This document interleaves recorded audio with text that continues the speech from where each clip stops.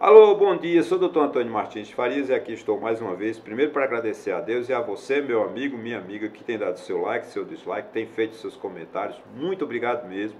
Obrigado a todos os 303 amigos e amigas que se inscreveram no meu canal. Muito obrigado e se inscrevam mais, né? Arrume amigo, uma amiga, para eu quero passar de 1000 urgente, se Deus quiser. Bom, gente, hoje o meu vídeo ele tem como base, né, um artigo do ex-ministro Maílson da Nóbrega, que ele foi ministro da Fazenda do governo Sarney lá nos anos 80. Esse artigo do Maílson da Nóbrega foi publicado no Estadão, né, na sua edição eletrônica de 29/11/2022. Nesse artigo, o Maílson da Nóbrega aponta com toda sabedoria, com uma pessoa que eu tenho grande respeito, porque o Maílson da Nóbrega, ele era aluno, se formou em Brasília, ele é paraibano, se formou em Brasília, lá no CEUB, e humildemente passou por concurso do Banco do Brasil e cresceu com sua competência, uma pessoa digníssima. Não conheço pessoalmente o ministro Maílson da Nóbrega, mas tenho por ele um grande respeito pela sua luta, né? Um homem que realmente merece de todos os brasileiros a admiração, independente de concordarmos ou não com as ideologias econômicas e as ideologias políticas dele. Mas ele é um ser humano maravilhoso que merece de todos os brasileiros o respeito, né? De antemão já estou falando isso pela minha admiração que eu tenho pelo Maílson da Nóbrega. Ele diz o seguinte: o presidente Lula, né, certo ou errado, não vamos entrar no mérito, diz, porque investir em saúde e educação não é despesa, é investimento. Gastos, né, vamos dizer assim, gastos com saúde e educação não é despesa, é investimento. Sim, mas esses gastos constam no orçamento como despesa. Nós gastamos muito com a educação e temos a pior educação do mundo, então tem muita coisa errada. Não é só investir em educação. Haja visto o que fez o presidente Bolsonaro nesse governo, né? Só desarticulou o MEC, não fez nada pela educação, mas em compensação, né, pastores iam saindo lá com o bolso cheio de dinheiro, com o desvio de verbas do salário de educação, né, conforme foi noticiado pela grande imprensa, e chegando o ministro até ser preso. Não sei se justo ou injusto, mas o ministro da Educação, né, um dos ministros, né, que ele botou vários ministros lá, né? Então, o que o Brasil precisa, na verdade, nós estamos nessa luta, né, da tal da PEC, né, da transição, que é autorizando, né, que o governo saia do teto de gastos, essa âncora fiscal, né, essa situação que o governo não pode gastar. O teto fiscal, ele tem as suas vantagens e tem as suas desvantagens. Isso está fora do contexto do Maílson da Nóbrega, é a minha opinião. Por quê? Porque quando eles assim, o governo só pode gastar o 90, por exemplo, 100 mil, mas só pode aumentar em 2023 mais a inflação. Então ele vai lá, suponhamos que a inflação seja 10, então ele vai poder gastar 110. Mas as despesas de saúde, as despesas de educação, elas não ficaram estáticas, elas aumentaram. Então, como ele não pode mais gastar mais de 110, ele vai deixar de quê? De investir em educação, de saúde. Então, o teto de gasto tem essa situação, né? Que omite, que obriga ao governante, seja ele qual for, de direita ou de esquerda, a não elevar os gastos, manter um padrão de gasto. Isso é muito bom? Em determinado momento, mas quem vai pagar a conta é o pobre, que não vai ter o investimento na educação, na saúde, no transporte e assim sucessivamente, né? Essa âncora do teto de gasto, que foi quebrada várias vezes pelo presidente Bolsonaro, e o mercado não se assustou. Que, aliás, uma coisa interessante nesse governo Bolsonaro é que o mercado não cobrou nada do ministro da Fazenda e que não fez nada. Não teve política econômica no governo Bolsonaro. O governo Bolsonaro não fez nada, não teve política econômica. Mas ninguém... Agora, de Lula estão cobrando uma série de coisas. Eu não estou defendendo Lula, não, porque eu sou adversário de Lula, né?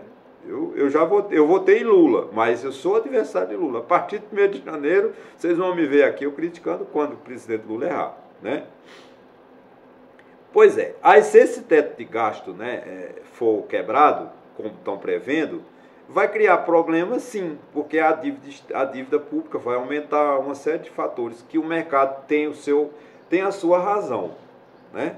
Também. O mercado também não tem só culpa, não, tá? Eles vão aumentar, sem dúvida nenhuma, as despesas mal administradas, mesmo na saúde, na educação, vai gerar uma despesa, um déficit, né? A gente precisa sair disso. Quais as alternativas? Vamos aumentar, porque tem um problema no Brasil que parece que virou uma coisa de honra.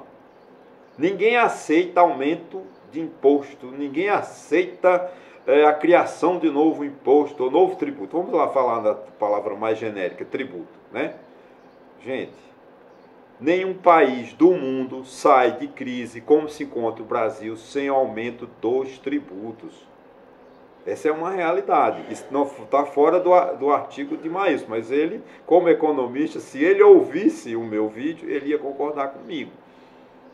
Mas é o seguinte, não vamos aumentar tributo, vamos fazer o seguinte, o Brasil, vamos aumentar, diz alguns economistas, o imposto de renda, a arrecadação do imposto de renda, tributando os dividendos. É bom? Não sei, pode até ser. Acho que o dividendo, porque quando o dividendo não é tributado, mas a empresa foi antes do lucro. Você está me entendendo? Então, você tributar o dividendo que já vem tributado lá na empresa, que a empresa, quando faturou lá, apurou o lucro, né? Despesa, lucro. Aí, esse lucro tem uma parte de imposto de renda, a base de imposto de renda, a base da contribuição social e etc. Dividendo é o último ato lá, valor unitário da ação, tal. Então, esse dividendo ele foi tributado porque se não houvesse a tributação do imposto de renda no resultado patrimonial daquela empresa, aí tributar o dividendo seria justo. Mas você está tributando duas vezes, né? Que você tributa a empresa no imposto de renda, na contribuição social, aí você distribui o lucro ou dividendo. Se lucro e dividendo também é tributado, você está tribuindo, em tese, você está tributando duas vezes. Eu não acho justo. Ou então, vamos fazer o seguinte, vamos tirar aquele desconto que os contribuintes que ganham bem, né, imposto, o despesa de instrução, despesa de educação, despesa de saúde. Nós vamos aumentar, vamos ter um lucro de 59 bilhões, mas quem pagou a conta? Aquelas pessoas que trabalham o ano inteiro e pagam imposto de renda altíssimo e que não tem mais o direito de descontar o que gastou com a educação, que é um valor ínfimo, né? E com saúde não, porque a saúde depende da saúde de cada um. Não posso, mas aí, o valor que desconta sobre a educação é muito, não dá uma mensalidade de um colégio particular de uma grande cidade. Essa é a realidade, né? O valor. Então aí diz, se isso não for possível, vamos mexer nos subsídios. Tá bom, o Brasil deixa de arrecadar por ano, vamos lá, eu não sei, mas acho que é em torno de 350 bilhões de reais. Se o governo resolvesse os problemas dos subsídios, né, já eram 350 bilhões de reais, era dinheiro pra caramba, dava para cobrir o déficit. Mas também não pode ser uma coisa imediata. O subsídio ele tem um prazo, né? Se você dá um subsídio de 10 anos, de 5 anos, você tem que cumprir, porque é o direito adquirido, você não pode. Então, vamos lá. Agora, outra coisa, vamos mexer no simples, que o governo deixa de arrecadar em torno de 20 bilhões por ano. Quem é que vai mexer no simples? Quem não tem, porque o simples, né, é um sistema que boa parte dos pequenos empresários e comerciantes no Brasil se utilizam do simples para pagar menos imposto, né? Se mexer nisso, vai ter problemas. Então, o que sobra para o governo Lula, ou para qualquer governo, né? É fazer o seguinte, cortar gastos. Aonde? Nas despesas obrigatórias. As despesas obrigatórias, que é saúde, educação, previdência, pensão, aposentadoria do setor público, está em torno de 93% de cada 100 reais, né, de receita que o governo arrecada, 93 é para pagar.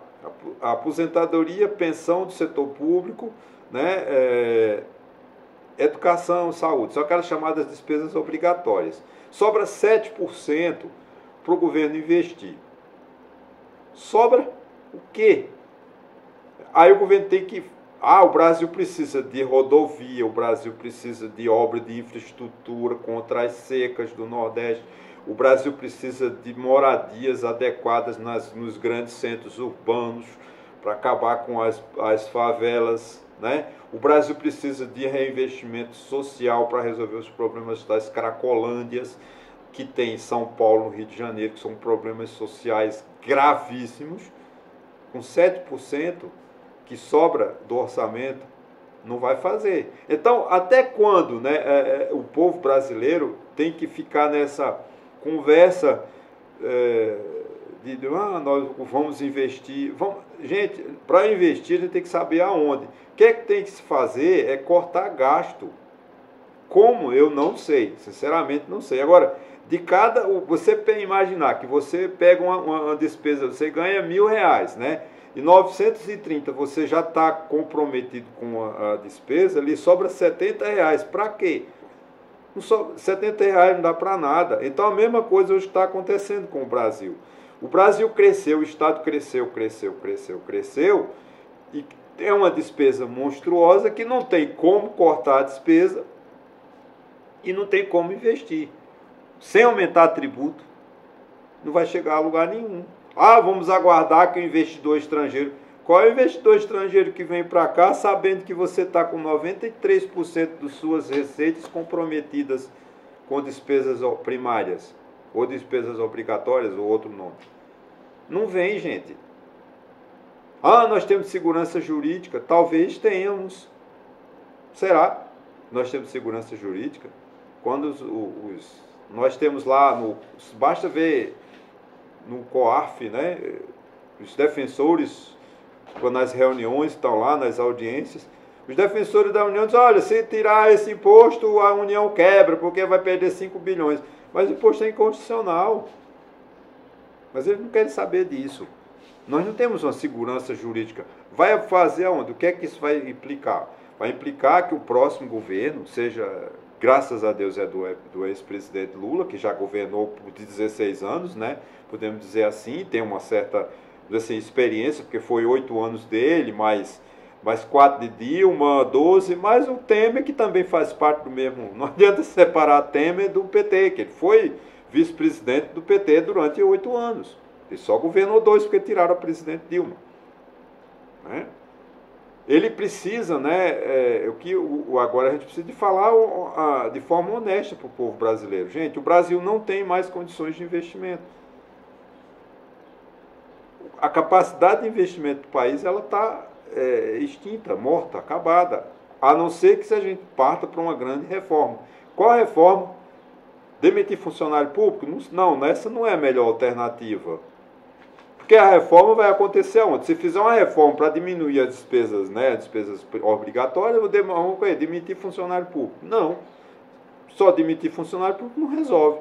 Tem que fazer uma reforma administrativa geral, né, abrangendo o patrimônio, fazer contabilizar os condomínios, né, vamos dizer, os terrenos, as empresas estatais, o que são viáveis, o que não são.